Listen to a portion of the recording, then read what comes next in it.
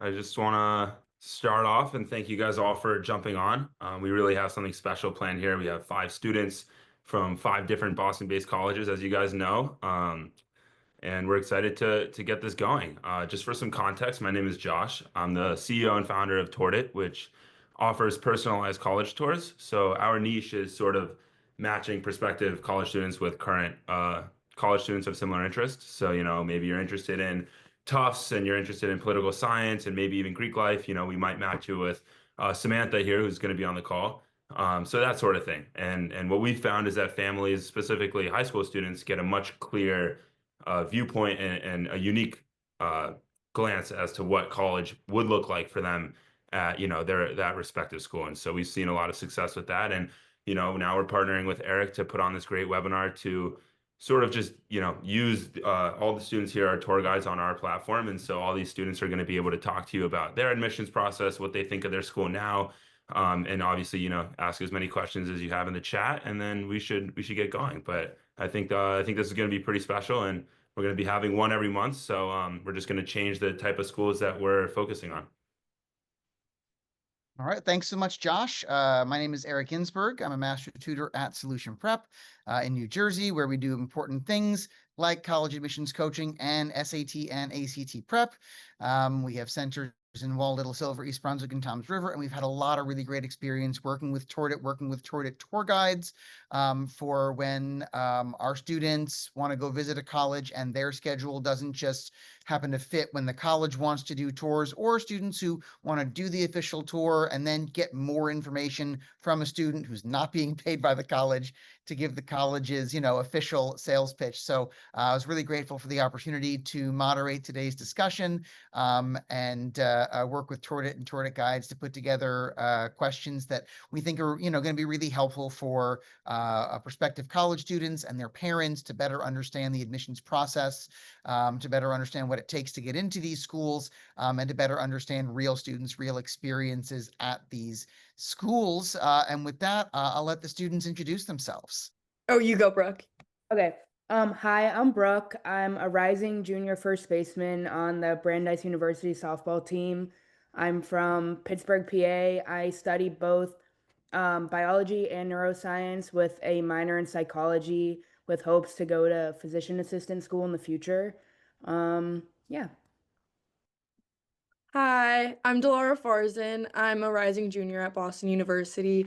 I'm from Potomac, Maryland, and I'm a human physiology major on a pre-dental track.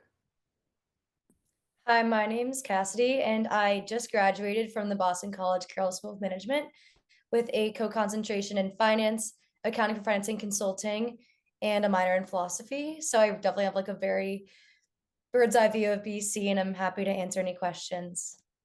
Hi, my name's Aiden. I go to Northeastern University. I'm from New Jersey. I study ecology and evolutionary biology. And yeah, if you guys have any questions about the co-op or like anything about Northeastern in general, I got you guys.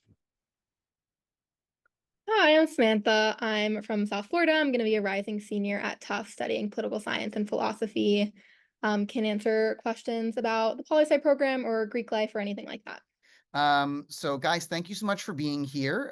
We have a great slate of questions, and we're going to kind of start the conversation by just talking about, what your road to your college looked like. So the first question I have here is just what are some other colleges that you were accepted to, but then why did you choose your college over that? Brooke, why don't we start with you?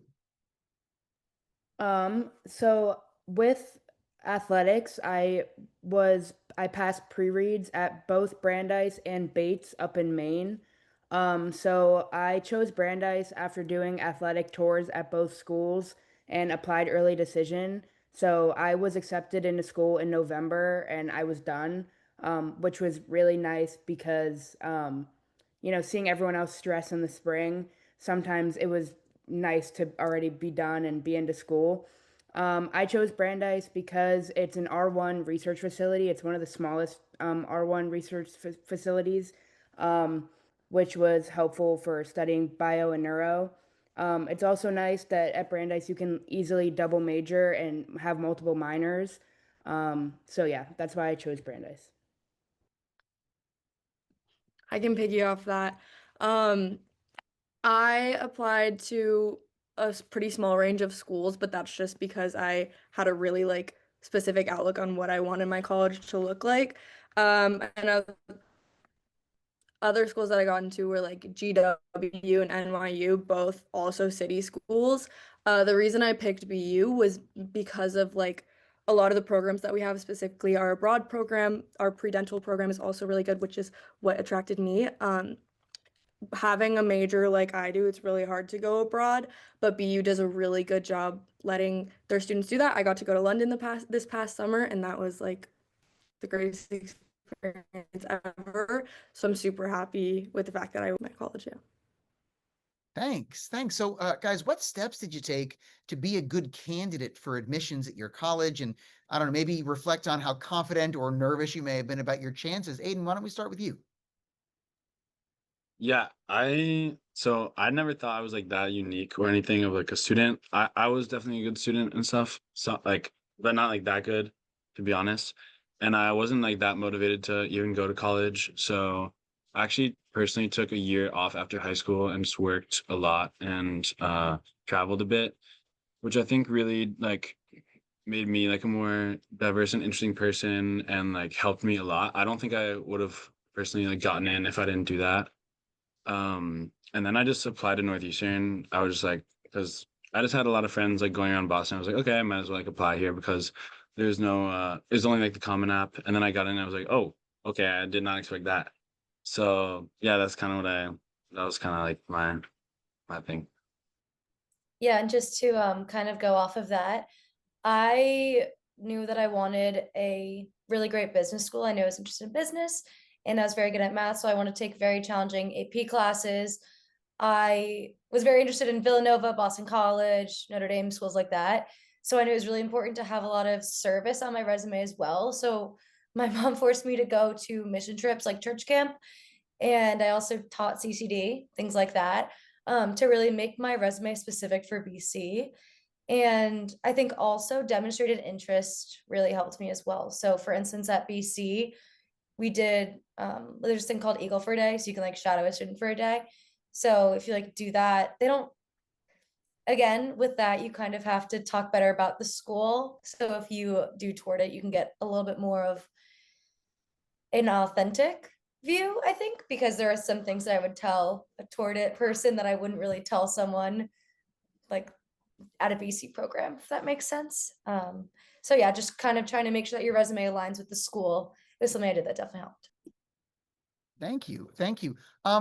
Would you guys mind sharing maybe a little bit about what you wrote your common essay about, like the topic or your story? Samantha, would you mind starting off with that?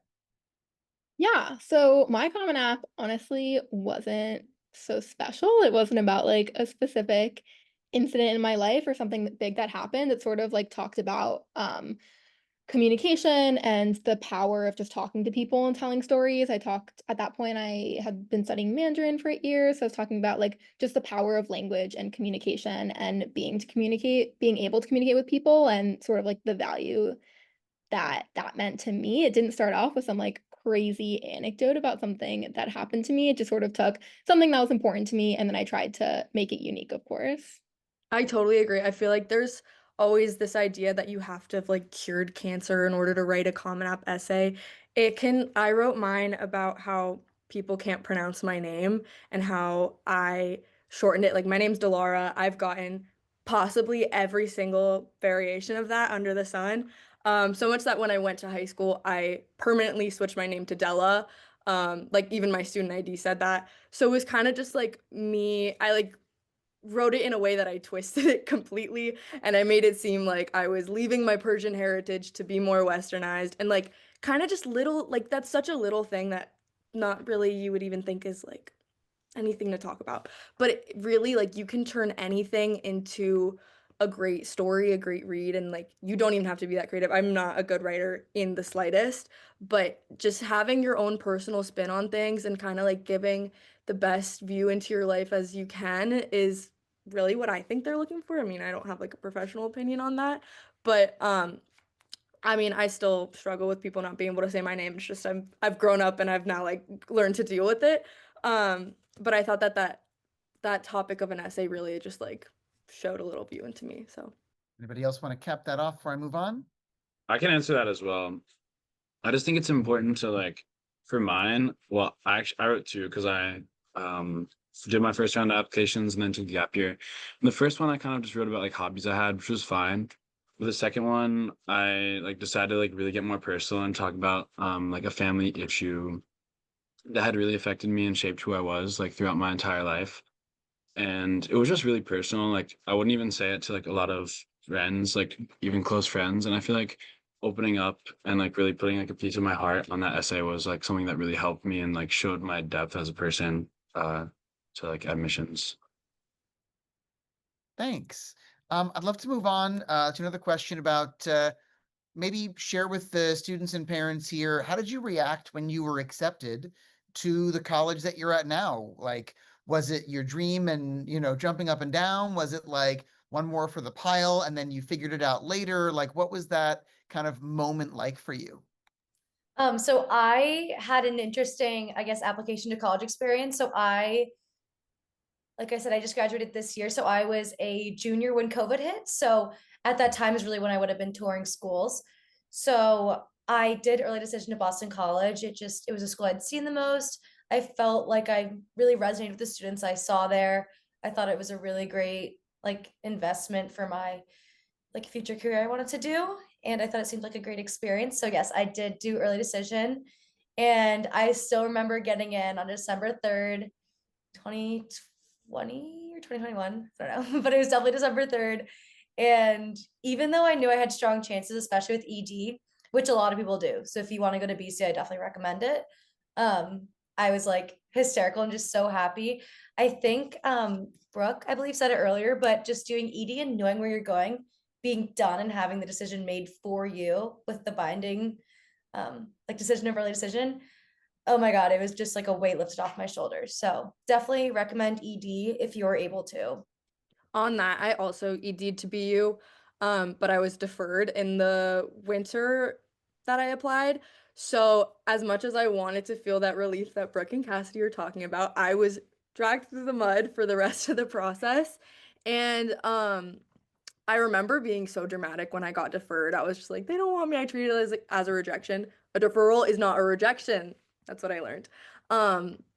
But so later in that spring, I was like, I don't know where I want to go now. Like BU was my number one choice, but I woke up one morning, I had an email saying that my portal had been updated, and I was like, I don't want them to actually fully reject me now. This sucks. Like that's what the email I just got. But then they sent me another email without me even checking my portal, and it was like, welcome to the class of 2027. So obviously I was hysterical and I was crying to my mom, making sure I was reading it right. But it is just such a good feeling when you've put the time into finding a school that you think is right for you, and then when you finally get a place wherever you belong, like it's the most rewarding feeling. And let me ask you guys, how would you describe a typical student at your college? I mean, obviously, a college with 5,000 students has 5,000 different personalities, but what kind of student do you envision as a really good fit, I should say, for your school? And why don't we start this off with Cassidy for this one? Thanks. So I think a typical student at Boston College, personally, and I know that if you're doing solution prep and if you're on this call, you probably care about where you're going to college and you probably are putting in the work. I remember in high school, I definitely felt like I was putting in the most work and taking the most APs out of my friends. And sometimes I was embarrassed to care so much. And I think at BC, everyone does care a lot about their work and just their life, which sounds kind of dumb, but it's true. And so it really just helped motivate me. All my friends were just so kind, especially at Boston College. It's a Jesuit school. So there's this big culture of being men and women for others. So it's very competitive with holding doors, like how long you can hold doors for the people. Everyone like says hi. It's very friendly. So yeah, I think it doesn't have the Ivy League or anything feel where everyone's so genius you could never imagine being there. But I was definitely impressed with some of my peers in the classroom, and all my roommates love to study. It's definitely a motivating but not uberly competitive environment, is what I'd say. I don't know if that makes sense. Yeah, and Brooke, if I could put you on the spot, I know you're not in this question, but just because Cassidy brought up a great point about BC being a Jesuit college, though Brandeis is a secular school, about 33% of the students there are Jewish, and it does run on a Jewish calendar with holidays. Is there anything that you could share about that experience at Brandeis, irrespective of whether you yourself are Jewish, just the kind of kinds of students who are there, Jewish or not? Yeah, so I personally am not Jewish, but it's a very, very, very, very diverse and welcoming community. Um, I'd say that you notice that um there's a lot of Jewish holidays, festivals, a lot of things that kind of go on. But it's open to everybody. Like you don't have to be like practicing that religion.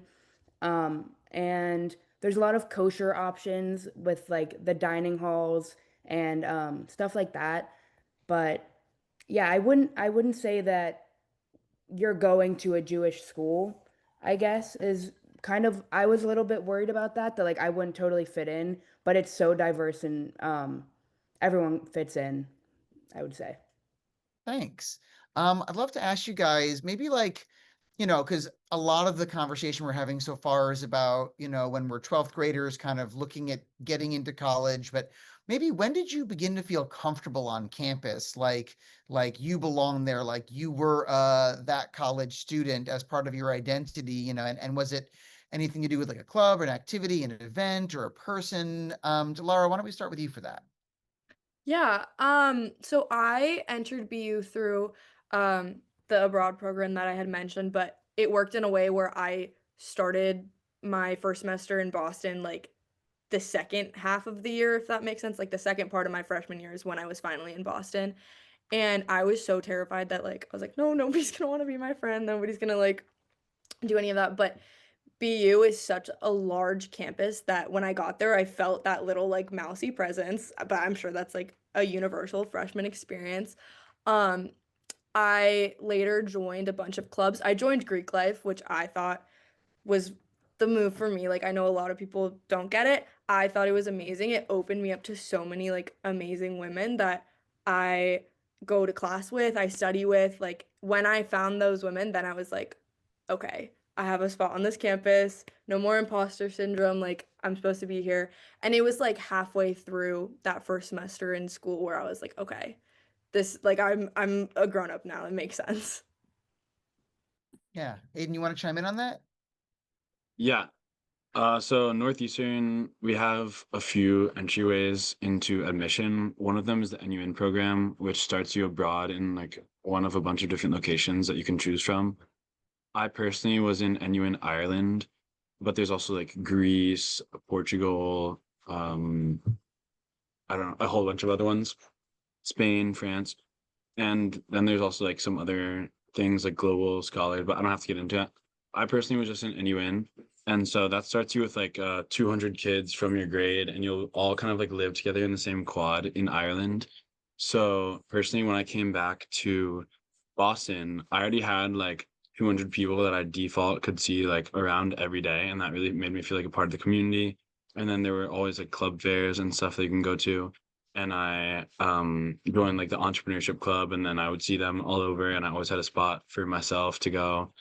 And I'd say like really once you start like saying hi to everyone and being really open, it's super easy to make a lot of friends everywhere and feel really connected to your community. But personally for Northeastern, I think like having that NUN program and having those people that you can immediately know like anywhere you go and probably are in a lot of your class with you is like a really nice, warm, welcoming feeling. That's a really great perspective. I know that a lot of first years at Northeastern get offered their first semester or their first year off the main campus in places like Mills in Oakland or the new Marymount campus in Manhattan, or a lot of different stuff throughout Europe. So thanks so much for that perspective.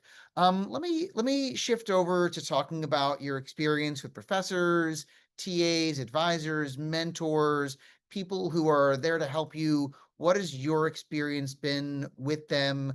Anything that you can maybe highlight? Samantha, why don't we start with you on this one? Sure. So I'd say all of my experiences with my professors have been great. Baseline, everyone's really welcoming. In terms of building relationships with professors, and I'd say this goes for anything in college and also life, like you're getting out of it what you put into it. So if you go to class and you never go to office hours or talk to your professor after class, like maybe you're not going to build the most amazing relationship with them, but every professor will have office hours. They will be incredibly welcoming. If you can't go to the office hours, you can email them. They'll set up a new time to talk to you. Like everybody is just willing to help. And once you start to build those relationships, they will be such a great support system. I have a lot of friends that do research with their professors. I emailed a professor I hadn't spoken to in 2 years because I needed a job this summer, and he responded immediately and was so helpful. And I was honestly shocked that he remembered me. I would say that overall, my experience with professors and TAs and anybody at Tufts has just been so great. A lot of the TAs at Tufts are also students, which is really helpful because you can talk to people a bit more your age, or because it's university, they may be grad students as well. But I'd say overall it's just been great, but you do have to put in the effort. Like an amazing relationship isn't just gonna blossom without that. Sure. Can I pass this one over to Cassidy next? Yeah, I was really excited to talk on this one. I've actually been on both sides of this TA perspective. I totally agree with Samantha. You get as much as you put into it. For instance, raising your hand in class and talking in class, it helps your teachers really get to know you. And I think in that sense, they're much more forgiving if you ever ask for anything. Like if you're questioning a grade or confused about an essay or need help with something before, they're just so much more willing to help if you kind of help them out in class, try to get to know them, things like that. And so again, I was or not again, sorry. So going back to the TA part, I was a TA for this business class called organizational behavior for 5 semesters. And I just had done well in the class. The teacher offered the job to me. And it was really great to have an income at school, honestly. I got like $80 a week, and you just kind of get to see the back end of like what goes on academically, I guess so. And it was really nice having a sense of responsibility. It was great for my resume. And I got to know that teacher really well. We got together 2 times outside of class, and she gave me a graduation present. She was so sweet. And I also got to TA for a business ethics intro class, which is a huge honor at BC. It's a niche thing, but you have to take it first semester. And then as a senior, you can be a TA for it. So I was able to mentor all of these freshmen and get close to my professor again. And she had us over at her house. Like it was really nice to feel like I had some motherly figures at school, even though it's kind of a weird thing to say. And lastly, I think back on the student side, I did definitely take advantage of my TAs. I was in this really hard finance class the previous semester, and I emailed this grad student so many times for help, and he was just wonderful. So I think you're never too old to ask for help, and I think they actually really appreciate it when you do. And also, if the opportunity to become a TA arises or get involved with your teachers as like a research assistant, I definitely recommend that. So I'm currently in the process of becoming a TA for my organic chemistry class. And just the professors are so kind and so welcoming. And also the TAs that I had have written me letters of recommendation to become a TA. So just the relationships that I have with them from labs, from classes, they've just been the best. I asked my lab TA about 400 questions this semester, and she was just the absolute best. Also, for some of the sciences at Brandeis, there's smaller groups led by TAs called like SI sessions. So I really struggled in general chemistry, so I'd go to like 3 SI sessions a week, which they just had us do like problems, like work through questions that we had, and I always thought that that was really helpful and a good resource that we have. Thanks so much. I'd love to ask you guys, I know, something that a lot of my students, and generally speaking, I work with 10th through 12th graders, and I think they really underestimate this next one. So let me ask you, what's a surprising way that your college specifically, or that your just general college experience has been different from being a high school student and your experience there? Aiden, if we could start with you. Yeah. First of all, being in college is way, way, way better than being in high school, in my opinion, because you have so much freedom and autonomy.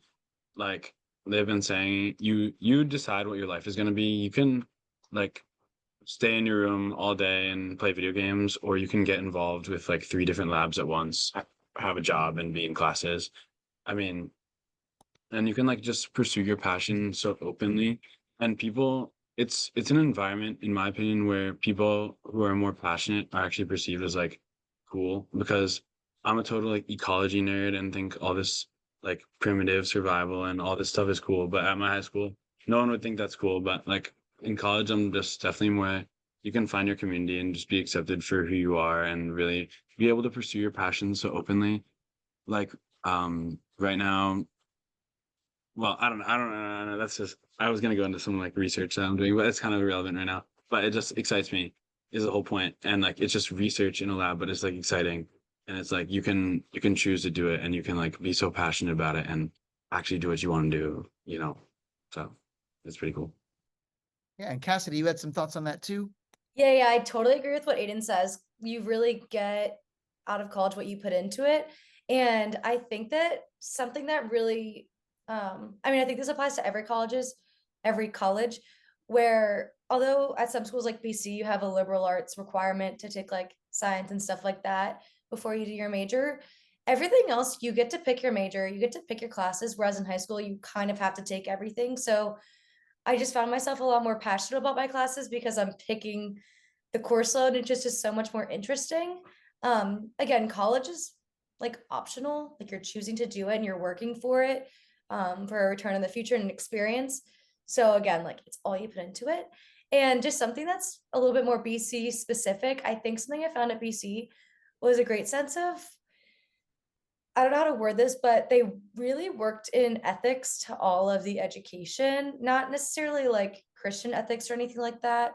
But in the business school, they really taught us to not like how to make the most money, but how to do the most good while also making profits and to care about other people. There's great retreats and service. So I think being able to find like things that you're passionate about and that you want to explore outside of the academic community, and maybe things you care about like ethics or things you just have never studied before. I just thought it was really cool to experience that in college. I hope that made sense. Yeah, thanks so much. Why don't we talk about maybe like what is your favorite class or professor or project so far? Brooke, could you start that one off? Yeah, so my favorite class is kind of niche. It was Introduction to Behavioral Neuroscience. Um, it was what made me add on my neuroscience major. It like completely changed like how I view things. So, we kind of went into like basic everyday brain behavior, like how we see things, but like we actually don't. It's just cool stuff like that. Um, I really love that class. The professor was awesome. He was so engaging. A lot of my professors have been very engaging, and they get me to pay attention even in like the early morning classes when I don't necessarily want to be there sometimes. Um, yeah, I really do like my professors, and they've been great. Yeah, I can go into that as well. My favorite class at Tufts was a criminal justice class in the philosophy department, which was very cool. So, like every class, we get a certain amount of cases to read and then an accompanying law note that had more of like a moral, ethical, philosophical perspective on whatever like horrible crime they were learning about that week. And I found it really, really interesting to be able to do sort of like government law research and work in a philosophy class. I also had the most amazing professor. I knew nothing about her going in, and then I learned that she teaches criminal law at Harvard Law School and also won a Pulitzer, which was like made me scared to ever talk in class again. But it was honestly just so amazing, and I'd say there are so many classes at Tufts that have like weird combinations of that. Like another one I'll note quickly is I took a Shakespeare class in the political science department, and we were reading Shakespeare as a way to understand Roman civilization, not as literature.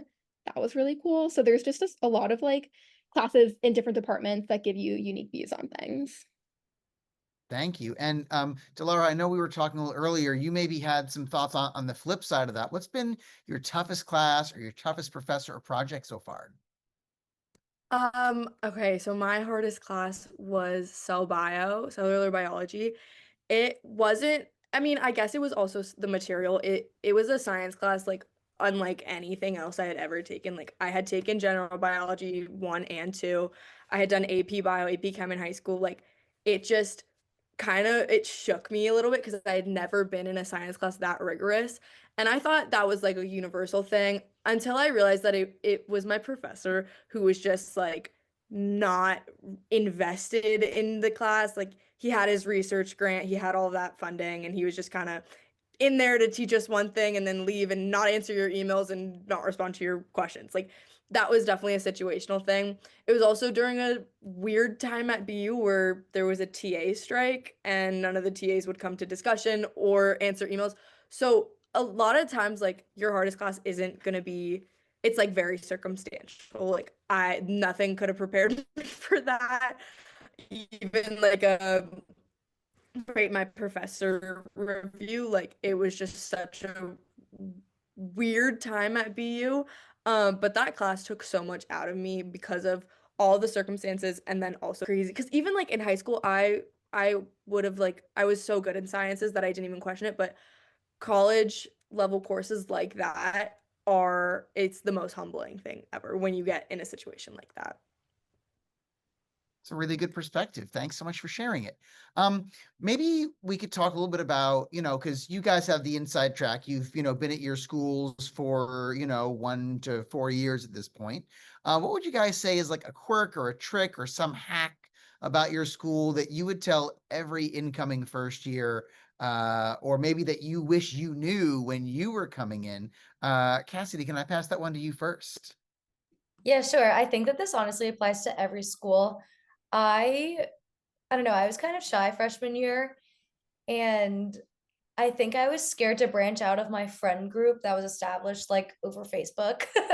And I honestly, over the past 3 years, and even a little bit freshman year too, I made some of my best friends just through class. I feel like this is also a high school thing too, but this is just my general advice that I think is one of my greatest lessons from college.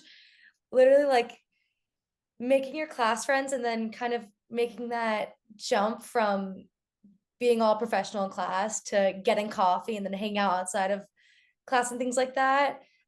It's given me some of my greatest relationships, and it's helped academically, it's helped socially. And I think that it's great to, again, like branch out to other clubs, make friends wherever you can, because you're gonna find people who like you for you. I think freshman year, a lot of people kind of put on a mask and they're trying to be who they want to be.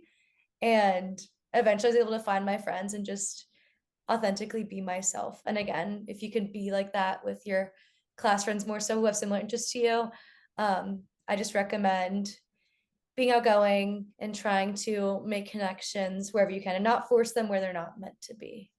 Yeah, I can talk about this as well. I mean, a general hack that I mentioned a little bit earlier, like go to office hours. And I guess the hack on that is that you don't need to be confused or to have a question to go to office hours. You can literally show up to someone's office and like people like talking about themselves. The 5 of us are doing it right now. Ask them questions about their research, ask them questions about their life, introduce yourself. Like you don't need to be confused to go to office hours. And then the Tufts specific one, we have a lodge in New Hampshire and it's huge and it's about an hour and a half away and anybody can go. It takes like some logistical planning. They mostly do stuff with the Tufts Mountain Club or like clubs will rent it out for bonding retreats, but you can grab a group of friends and rent a Tufts van and go to the lodge for a weekend and it's very special. On Cassie's point about friendships, you also need to keep an open mind throughout your 4 years. Like, it's not like you meet these people freshman year and you can't make another friend for every week if you're like trying hard enough. But off of that for BU, I was networking like that. I got my student email linked to the honors college email, which let me reserved study rooms in the honors college buildings and libraries. And those study rooms are the best thing that we have on our campus. It's almost like rude that we don't have access to them unless we're in the honors college. But getting in, like, even if you have a friend in the honors college you could go in, like having that as a resource has been a game changer in my opinion. Thank you. So, right now, a lot of our rising 12th graders are starting to work on their essays and their applications. Some of them, still honing down their list of colleges. But let me ask you guys, what would be some advice that you would give to students about why they might want to choose your school? Not just, why is your school great, but why is your school the one worth choosing? And if I could maybe pass this one to Aiden first. Yeah, Northeastern, like I said, I at first didn't even want to go to college, and then I ended up going to Northeastern. So I was really into traveling, and I'd say that Northeastern, it's not quite like a traditional schooling experience. Like we started abroad, and then you come back for like I came back for 4 months personally, and then like through an opportunity that I got through there, I was able to live in the Caribbean for 4 months, and then I came to Boston for another 4 months, and then I just got back from 4 months in Peru, and now I'm in Boston for another 4 months. So it's like I actually haven't lived in one place for like more than 4 months in like the past 2 years, just because I'm like Northeastern. So if you like to like keep it fresh and stuff, like it's just a really good fit for me. I love traveling and I love international stuff, and 50% of the school is international students. So you can get a lot of cool, diverse perspectives and network with people like all over the country. I mean all over the world, sorry. So yeah, that's what I like about it. I can also jump in on that. Our study abroad program is also pretty big. I personally can't study abroad because of athletics, but I choose not to. Some athletes can, and it works great. They just travel like on their off season. Um, but we also have a lot of international students, so it's really great. I would give the advice, you would choose Brandeis. Like, it's very diverse, and it's the most diverse place I've ever been in, and you honestly learn so much from your classmates, and it really has shaped like kind of the person I am now, just from the experiences that I've had with so many different types of people in the absolute best way. Also, if you like smaller class sizes, um, for some of the majors, the classes are very, very small, and you can get to know your professors really easily, which is helpful. Some of the science classes get pretty big, but are still smaller than a lot of the other schools up here. So if you want that smaller ratio from like professor to student, I think Brandeis would be a great fit. There's definitely a few reasons I chose BC and would recommend other people too. I think compared to the other programs, the abroad situation is a little bit more restricted. It's a very competitive process, but they definitely have a lot of people go abroad. I think it is probably a little bit less diverse than the other schools, but definitely still does have great diversity. I have many international students as friends, and my friends do have much different backgrounds than my friends from high school. I think that Boston College really educates the whole person. Again, they have the liberal arts education where you kind of have to learn a lot. And I meant to mention this earlier, so I said it a million times, but it is a Jesuit school. There's a church on campus, but there's really no religion forced upon you at all. I feel like that's really important to note. You do have to take a part of the liberal arts core, 2 theology classes, but it's more so historical and it's really nothing's forced upon you. For instance, like I'm half Jewish and I went on birthright at BC, and I was able to find like a community to support me through that process there. Was able to find Jewish friends who also went. So again, like nothing's forced down your throat, but I did find that I loved going to the church on campus because it was beautiful and peaceful. And just one last thing. So obviously all these schools are in Boston, and Boston College, the people would love to say it, it's not actually in Boston. It's about like 20 minutes away, and it's in a nice suburb. So for me, I kind of liked that I could walk around and it felt safe, and I wasn't exactly in a city. It was a little overwhelming for me. So it was there if I wanted it, but it wasn't in my backyard, if that makes sense. So those are reasons. Oh, and lastly, there's really great sports culture. The football games are huge, hockey's huge, lacrosse is huge. I'm sure that's same for the other schools. We probably shouldn't talk about hockey because we might fight. Just kidding. But yeah.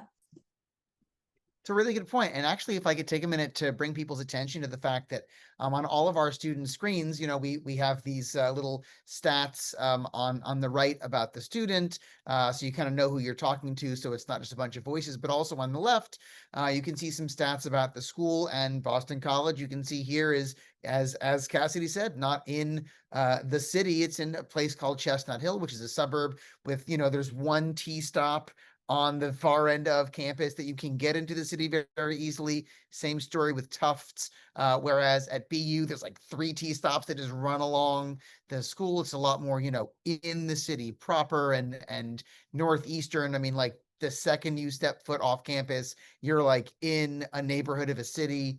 And Brandeis certainly in a suburb, a good 20 minutes from the city. No T stop right off Brandeis, if I remember correctly. Is that accurate, Brooke? One. Oh, you do have one in my mistake.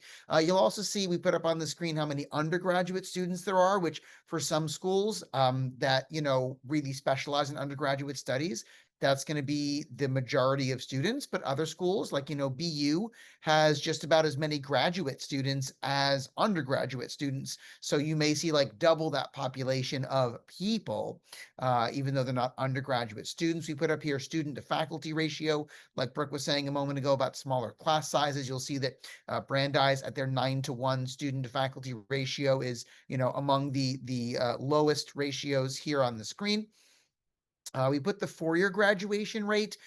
Interestingly, if you take a look at Aiden's, and I'm going to call on you about this in a minute, because Aiden, you and I were talking about this yesterday, I think, about Northeastern, and I don't think the stat on your screen is correct, and I've reached out to Northeastern to get the exact number, but I pulled it from their common data set, and they have not reached out to refute it, about how few students graduate in 4 years versus 5 years due to some unique Northeastern opportunities. So I'm going to turn it back to you in a moment.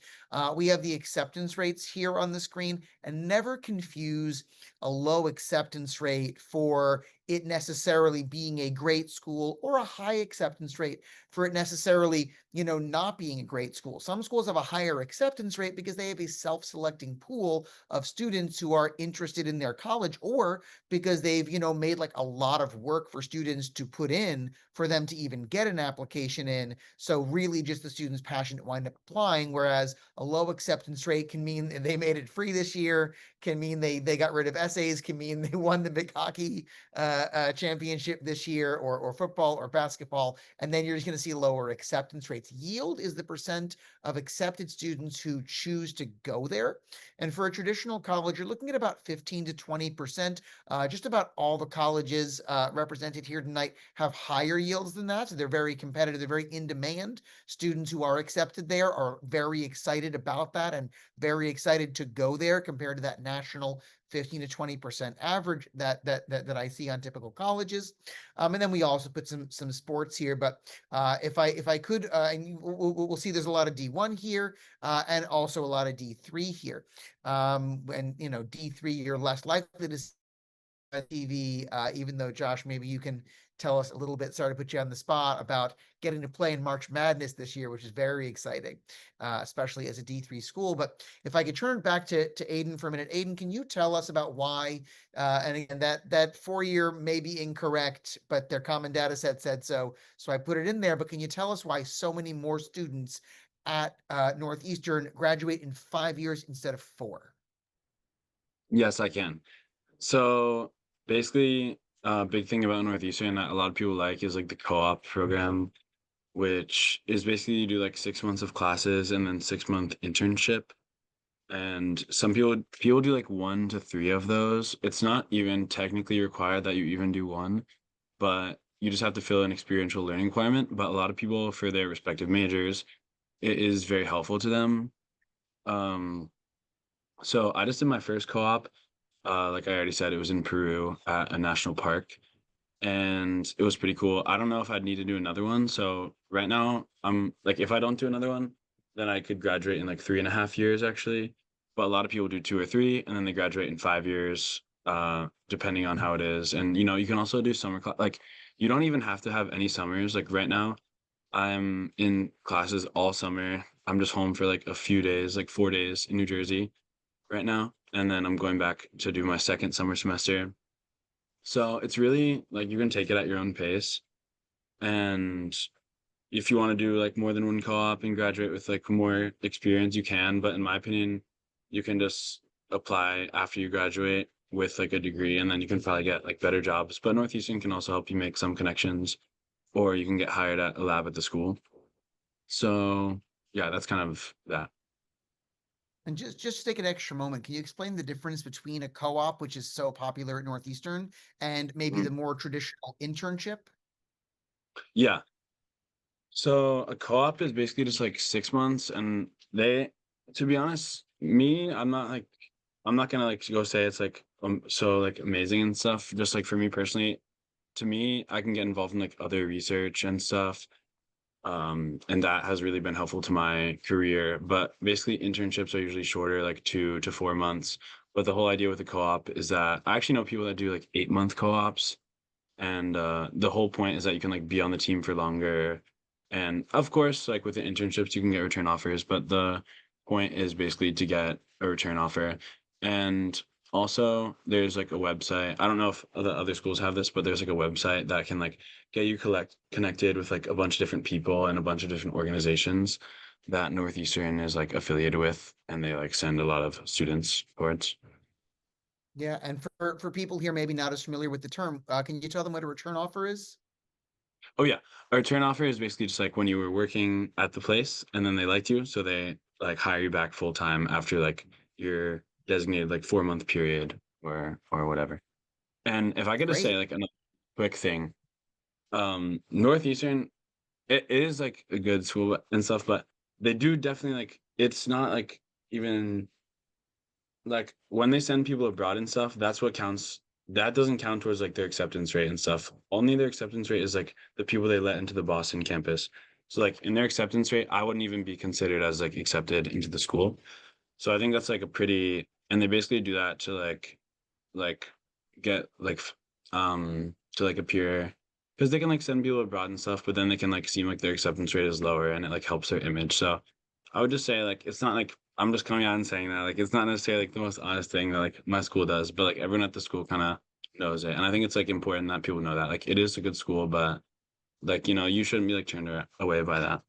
That is an exceptional point. And when I emailed them yesterday after our exchange, those were the two questions that I asked. What is the real four-year graduation rate? Because I'm sure their common data set, which is like a tax document that you can read through and get all the stats on a college, I'm sure that can't be right. And I specifically asked them, what is the acceptance rate like overall, not just for Boston? And at the time of this webinar, they have not responded. Another thing I mentioned I would get back to, and this kind of goes back to one thing I love about TouredIt, that I love about recommending TouredIt for our students and parents, is that it is totally student run. Joshua Bernstein, in addition to being a founder of TouredIt, you yourself are a college student at the time of founding it and at this moment. Can you give us just like 30 seconds about your experience playing in March Madness and maybe about sports culture in general? Yeah, for sure. Excuse me. I think that one, big misconception around sports in college is that you have to go to an ACC school or a Big Ten school or an SEC school to sort of participate in sports while attending school. And I think that's really an important factor for a lot of people. It happens to be having a huge sports culture, but at the end of the day, it really is what you make it. At a school like Tufts, you're obviously not going to see, our total undergrad population is maybe 8 or 9,000. You're not going to see thousands of people at all of our games. That being said, it's a Division III school, and our homecoming football game had around 3 or 4,000 people. There's still a great, camaraderie around Division III sports. And then I think that when you're looking at, the bigger picture, if that's something that's important to you, one thing we always say is to plan your tours. This is just a side note, but to plan your tours around a sports event. So, if you're really interested in a school like, Alabama or LSU, and you're going to go to all the football games, I encourage you to go to one of the football games when you're touring so that you can sort of gather that experience, go tailgate, see what it's like, because more times than not, we find that students think that they want that sort of lifestyle that, every weekend we're going to the game 3 hours early. They do it once, and they realize, okay, I can't do this every week. So, I encourage that. That's excellent advice, and thank you so much for sharing that. All right, guys, this is the question that you know, nobody likes to ask it, and yet everybody's wondering, how is the food? Please be honest, and maybe like if you could share your experience with the immediately off-campus food, not like way over in the city, but like right there. Samantha, if we could start with you on that. Yeah, really quickly to your last point, I will say if our stats weren't shockingly similar, Josh is my twin brother. He plays basketball at Tufts. I go to all of his games. The entire school isn't turning out to those games, but I am and my friend group is. And like if you bring a bunch of friends to a D3 sports game, it will be really fun. You don't need that like rah-rah environment. Okay, on to the food. It's fine. Like it's not the worst food in the world. It's not the best food in the world. It depends on the day. We have, oh God, Josh, you might have to correct me. We have 2 dining halls and then 2 grab and go options. It depends on the day, really, how many options there are. One of our dining halls is gluten-free and nut-free, and then the other one is much bigger, has a lot more options. We do like it's fine. It will feed you. You will show up and you'll like something, at least one of the options every day of the week. I prefer our grab and go option. So we have 2 options, one of which takes meal swipes, one of which doesn't, where you can just grab like a green and greens bowl or like a Mexican Chipotle style bowl, or you can like make your own sandwich and just pick it up and eat outside the campus center, in your dorm, or on the quad, whatever it is. And I find those options to be better. There's also a lot of options close to campus. We have Picante, which Josh is at every single day. It's like a Chipotle style restaurant.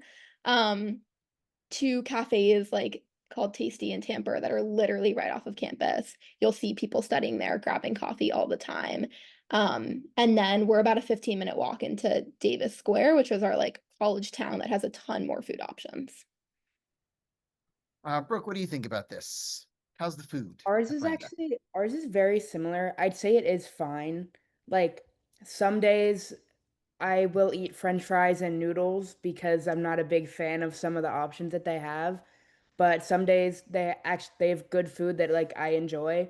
One of our dining halls has like an entire kosher section, which is great. And then we do have the grab and go options too, like the build your own sandwich, the salads, the Chipotle Mexican food. Um, and we also have a kosher grab and go option. Oh, and a Dunkin'. That comes in clutch in the mornings. I love the Dunkin'. We can use our points on that. We also have an on-campus Starbucks. Um, One Direction off campus, there's a shuttle that runs through that can take us to Moody Street, which has a bunch of cafes. There's a thrift shop. It's pretty cool. I enjoy going to study there, especially on the weekends. And then the other direction, there's a little cut through that you can go and you can walk right to Chipotle or Five Guys. So I'd say that there are plenty of options to eat. And even though the dining halls might not be great some days, you can always find something um, you that's sustainable for sure. Sure. Delara, you had something Delara, you had something to add about this, right? Sorry. You had something to add about this, about the food on campus? Oh, yes. Sorry. BU actually has a really good dining plan. We have 5 dining halls on our campus. One of them is a completely kosher dining hall. And then we're really good with like dining points. Depends on what plan you get. We have like actual chain restaurants that you can use those dining points on. Like you can use dining points for Starbucks and Dunkin' and all of that in our student union. Like, and then a pro of the fact that we are smack in the middle of Boston and all the T stops, like you mentioned, there is a different restaurant on every corner, different levels of like dining, of course. But there's no way I could go hungry living on this campus. It's actually a problem. Because there's a lot of good food on our campus through our dining hall, even like non-campus restaurants. I'd say our food is pretty good. Like I lived on campus my first 2 years, so I had a dining plan for the first 2 years. I don't think we ever had any complaints about it. A dining hall is a dining hall. Like you're not gonna have 5-star meals every day. That's something to take account of. But I mean, BU does a really good job with giving options and Sorry, I just want to jump in quickly because I completely forgot 2 options at Tufts until people jog my memory. We do have another grab and go option that's kosher. guess I haven't gotten that in a while, completely forgot they existed, but they do exist. And then also in our science and engineering building, there's like sandwiches, you can get breakfast sandwiches, like wraps, they make really good smoothies, coffees as well. So we actually have like 3 or 4 grab and go options and then 2 like traditional dining halls. Sure. So thank you so much for that. We're right around 7:30. What I'd like to do is I'd like to just do one more question from me, the moderator, but then I'd like to open it up to the Q&A for the parents and the students who are here to ask your questions, because we definitely want to, if there are things that are on your mind that we're not getting to, we definitely want to put that up here in the conversation. The last question I want to really bring around to, and I know kind of in our pre-chat, not everybody had something to say on it, but if you do have something to say, I'd love to go back to an earlier question we haven't touched on yet, which is, what advice would you give to a prospective student about getting admitted? And certainly we've talked about early decision, which is only right for some students.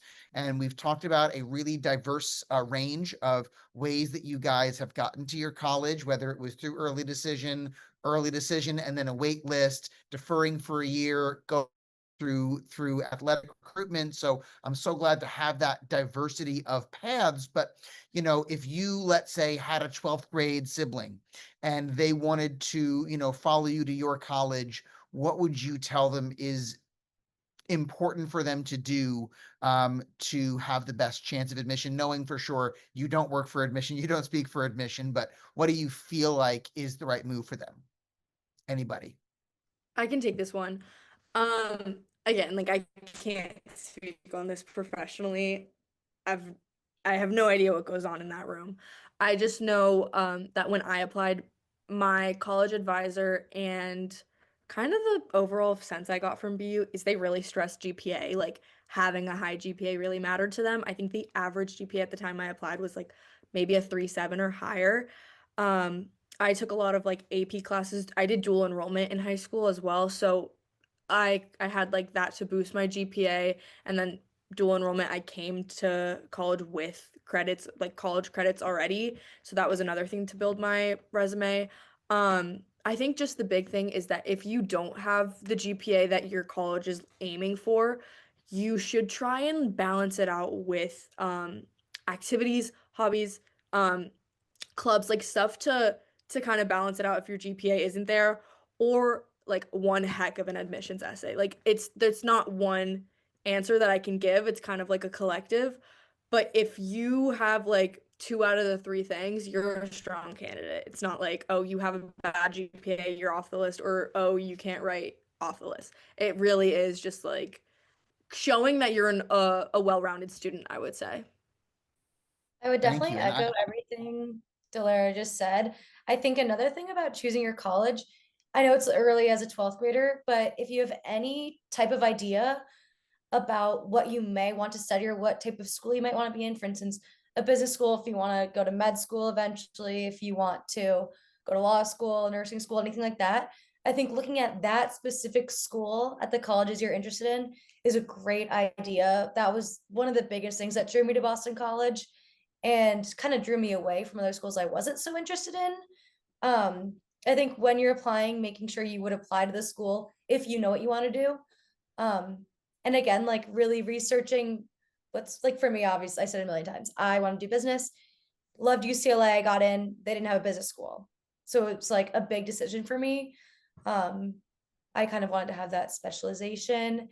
And just another last thing, I know that with college admissions, it's easy to have like your parents and your college counselors chirping in your ear about where to go.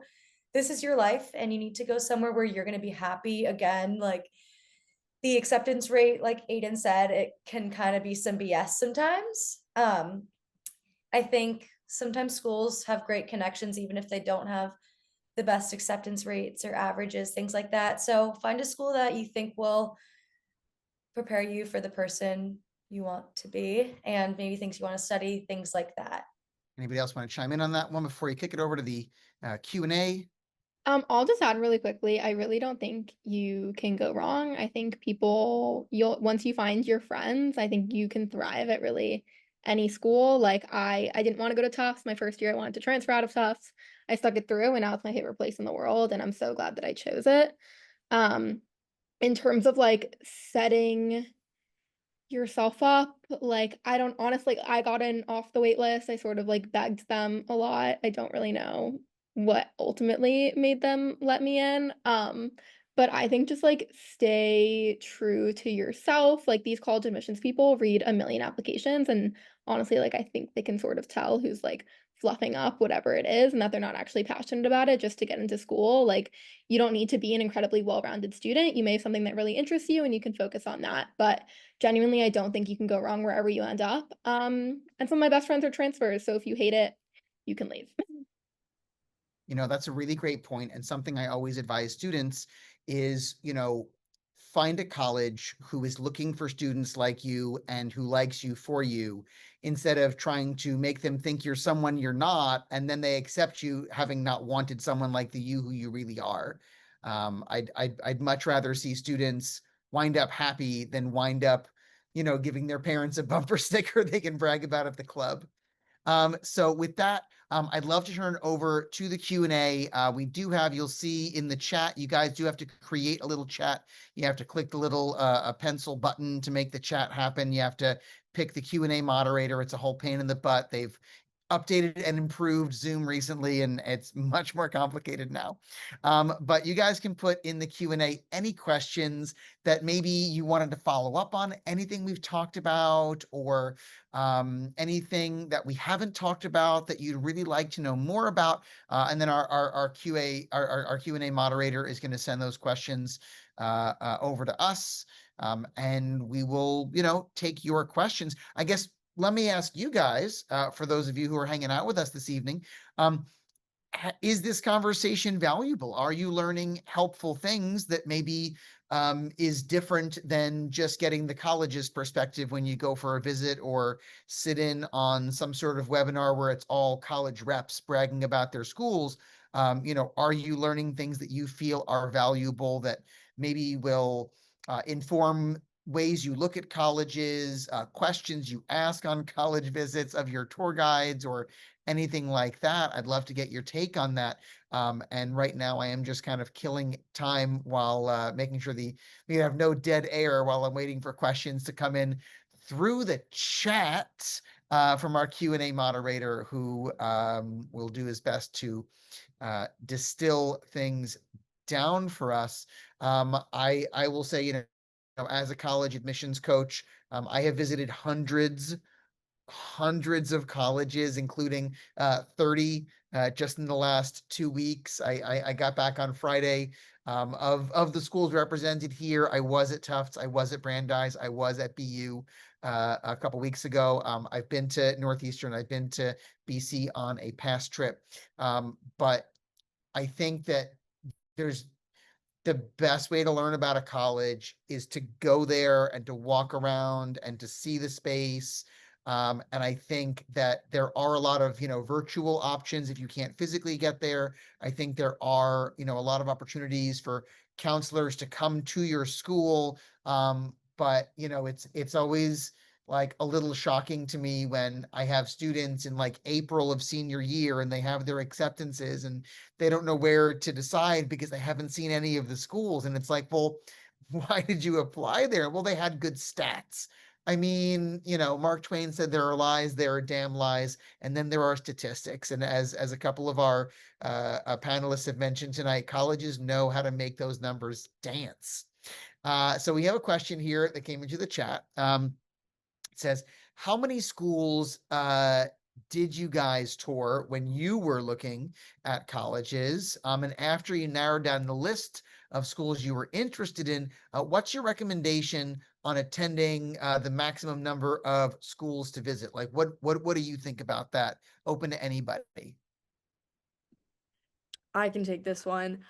I had applied to however many schools. I didn't tour a single one when I was applying, because in my head I was like, it's false hope if I apply to this school, go visit it, fall in love with it, and then get rejected. Like, I didn't want to create that for myself.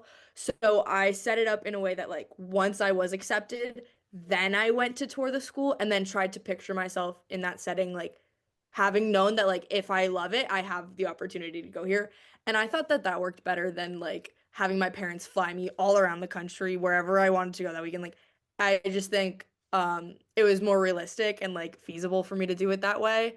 And then it ended up being like the DMV and then Boston and New York. Like it was all like one in all in a straight line, all on the East Coast. Like it made it so much easier than going like everywhere. So that's how I did it. That's how I thought it was the best. Then again, it's different for everyone. If you want to tour every school that we have here, go for it.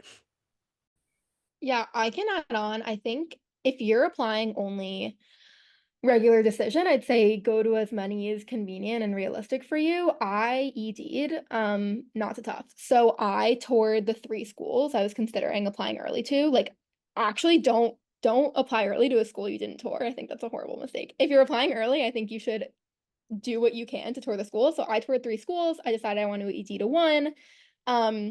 Obviously it didn't get in. And then in the regular process, I only toured schools after I got in, whether that was just like a tour on my own or going to their like standard revisit day or whatever that was. So I'd say maybe if you've like a couple schools you really, really love, maybe you tour them the summer before your senior year, going into the fall of your senior year, whenever you have time.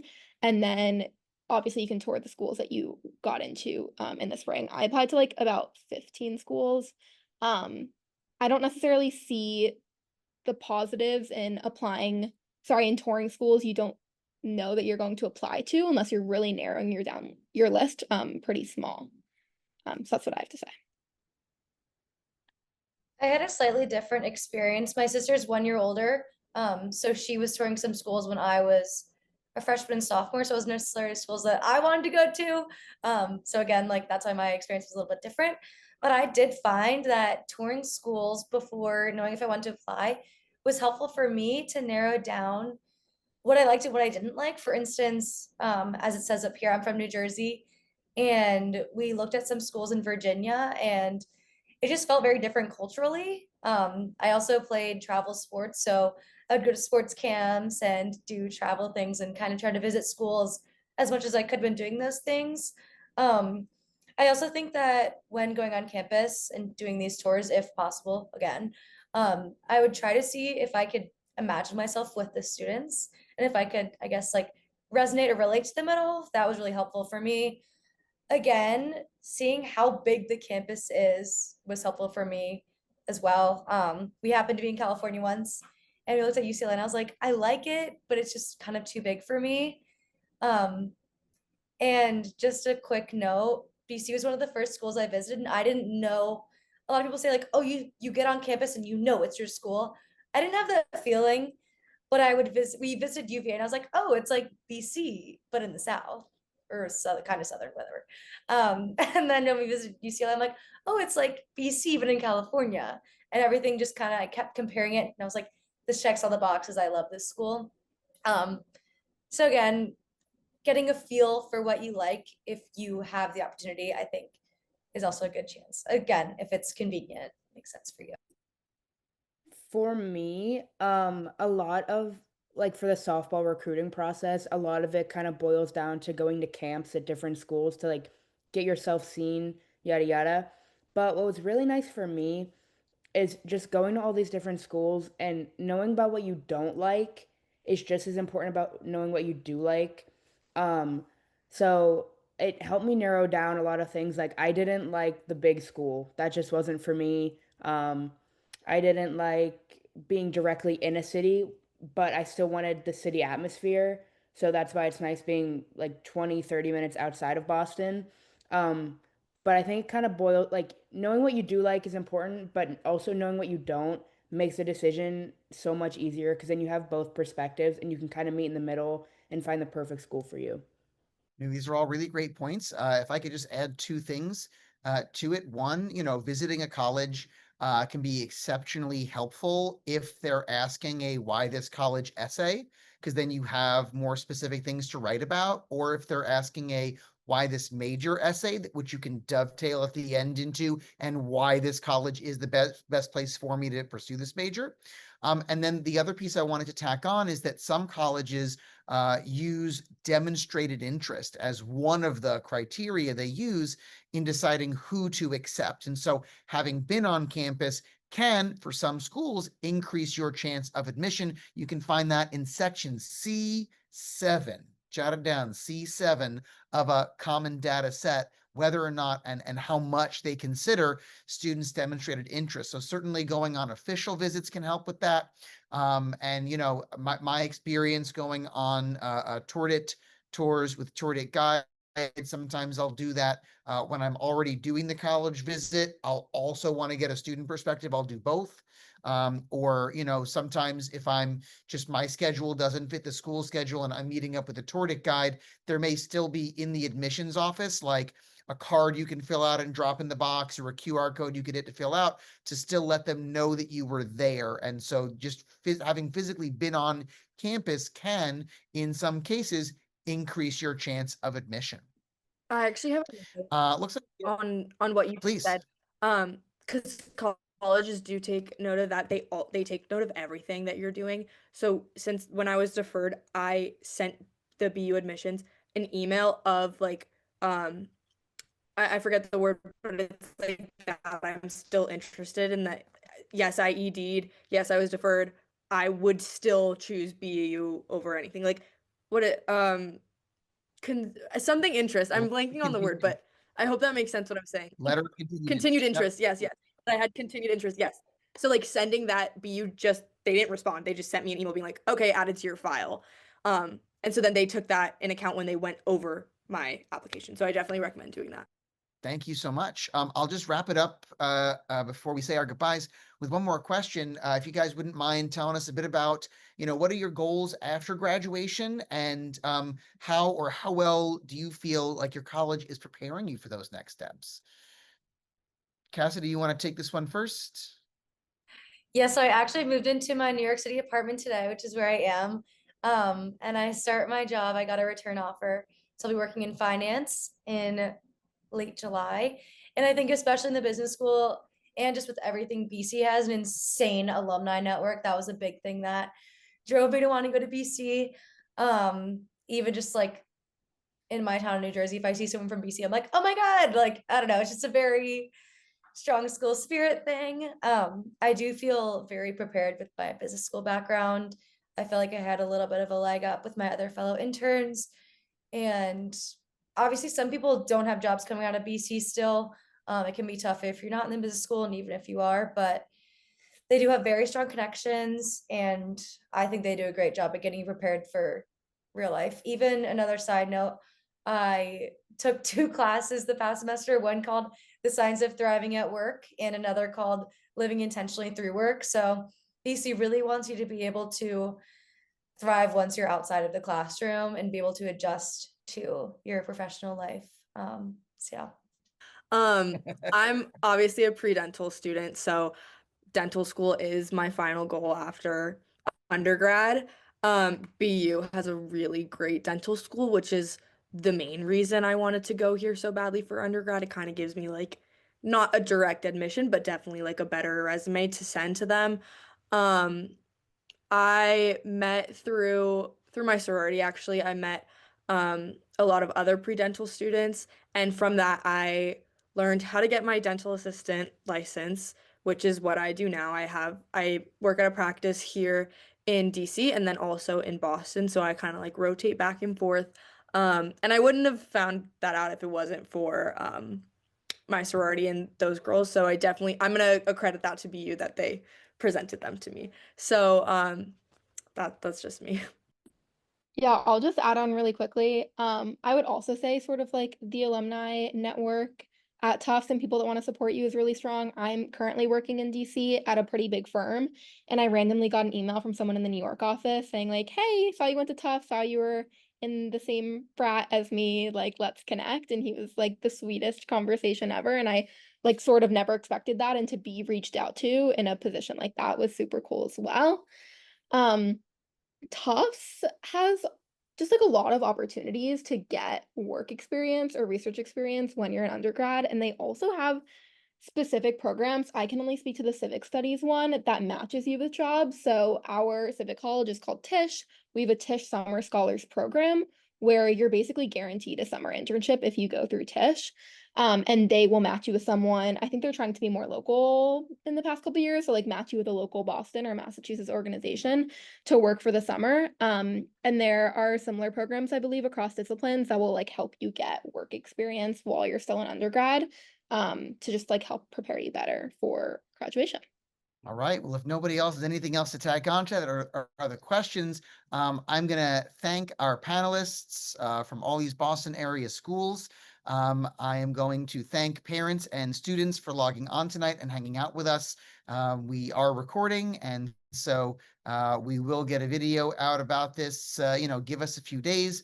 But just to wrap up, for those of you who join us a little bit later, my name is Eric Ginsberg. I'm from Solution Prep. We do college admissions coaching and SAT and ACT prep, both in person and online. Our centers are in Central Jersey, I'm seeing things coming to the chat. Sorry. In Wall, Little Silver, East Brunswick, and Toms River. Thank you all so much. And Josh, I'll let you take us out. Yeah, just want to, give you guys our thanks. This is really fun for us to do. I think this was, it was our first webinar, and I think that it's really great to hear from students from different schools. And so that's why, next month we're going to be doing a similar webinar, except instead of Boston schools, it's going to be about big sports schools. So that'll be on July 31st. It'll be all inclusive to schools with big sports culture. And I'm excited for that. I think that's going to be really cool to hear from students who sort of, sports makes up their college experience. And I think that's something that a lot of people feel in high school, is a lot of people in high school kind of see their future college career as revolving around sports. And so, yeah, I just want to, give you guys my thanks. Feel free. All the tour guides here have QR codes. If you're interested in touring with them, you can scan the QR code. And then you should be all good, all set. But I really appreciate everybody jumping on. Thanks so much, guys. Have a great night.